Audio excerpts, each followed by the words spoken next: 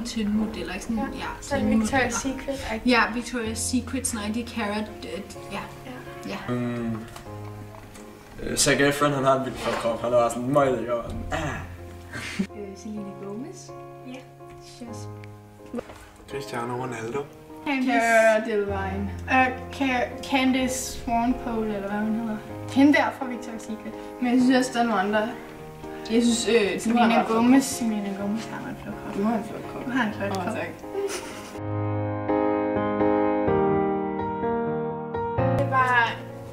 Det var pænt. Og det var sådan tynde ben, Men ikke for tynde. Kravben, og sådan flad mave, og sådan... Men ikke for tynde. Kindben, og sådan ankler og håndled, der var sådan her tynde, og sådan... det er flot. Ja, han er sådan stærk, han er sådan muskuløs, men han er ikke sådan bodybuilder-grim, men sådan swagger. Ret vigtigt.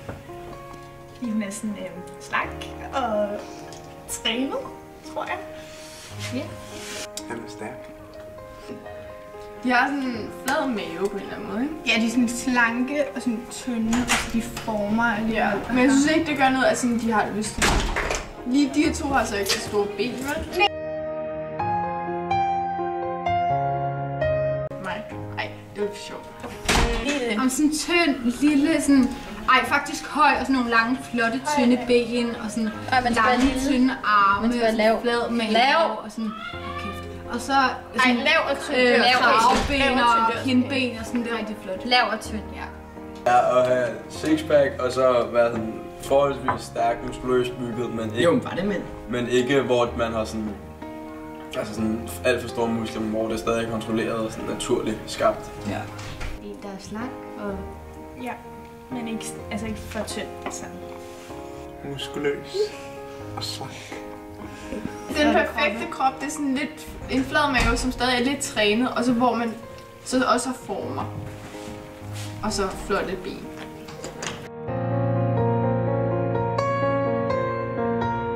Ja, så længe man ikke sådan overdyrker det sådan her meget, fordi så... Ja, det kan godt blive det er ikke så smart, vel? Men sådan... Nej, jeg synes ikke, der er noget galt med sådan, ligesom at se sådan sandheden i øjnene, og så tænke, jeg er ikke så tynd som hende, og jeg vil godt være så tynd, og så træne og sådan noget, men ikke så det lige så frem, sådan det bliver til en spiseforstyrrelse. Nej, det bliver for meget. Ja. Det er det vel. Ja, hvis det bare ikke sådan tager for meget overhånd. Ja. Det er det. Man skal altid have nogle lidt urealistiske mål. Man må godt kunne gå lidt efter. Man må godt drømme. Et mål i livet. Ja. Efter Cara Delevingne. Det er simpelthen... Ja, så kan man farve sine øjne på sådan noget. rigtig glad for den her krop, men så stadig sådan lige sådan siger, hun er flot. Og så bare sådan det.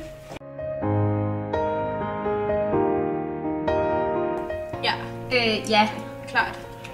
Ja, fordi man sammenligner jo lidt sig selv med det, man ser i blade og sådan noget, og der er man sådan bare sådan fed. Så er man og så er det bare sådan en fedling, og så er det bare sådan en perfekt, ikke? Ja. Nej. Jeg er bare fabulous. Nej. Ja, lidt.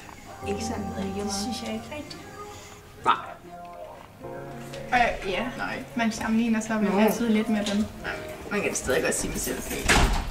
Men jo, jeg tror, hvis alle steder man ser, hvordan den perfekte krop faktisk skal se ud, så er det vel meget typisk, at de fleste sammenligner sig med den krop og vil kunne lide den.